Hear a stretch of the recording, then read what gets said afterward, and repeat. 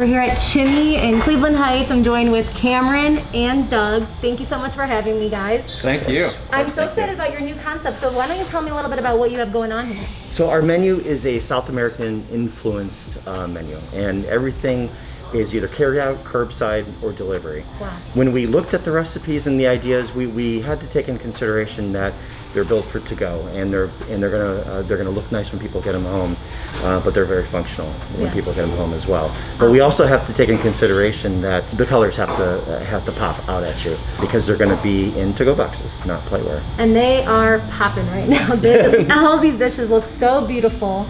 So why don't you take me on a little tour of what you have going on here, all these flavors and dishes. We'll start with like the most basic on the menu will be our salsa rojo, but this is perfect with the chips. Another item that's perfect with the chips is the sweet potato hummus. We also have garlic oil in the recipe, tahini of course, and then there's a hibiscus syrup that goes in there as well. Wow, that sounds amazing. Yep, so it's a little sweet, a little salty on the pepitas like a peanut would be. Yeah. The peanut salsa is another item that's great as a starter with the chips, but you can also use it later in the meal. When you put that on the table, I got so excited because I love anything with peanut butter in it. So like peanut sauce is like, I'm a huge fan. I need it all over everything. So when that came out, I was like, oh my gosh. I think you're gonna like it.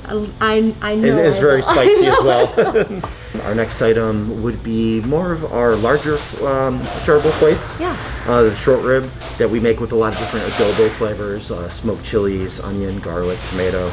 We'll finish it with a slaw made from red chilies and cilantro, other fresh herbs, and cabbage. And then why don't you tell me a little bit about your chicken here? Sure, the Peruvian chicken is not traditional. It's not a traditional Peruvian chicken. Okay. But the marinade for the chicken thighs is more traditional with soy sauce, lime juice, lime zest, garlic, fresh herbs. And then we'll grill that and we'll plate them on the plate with a traditional ají sauce. Okay. It's traditionally a mayonnaise-based green sauce, jalapeno, lime, cilantro, parsley.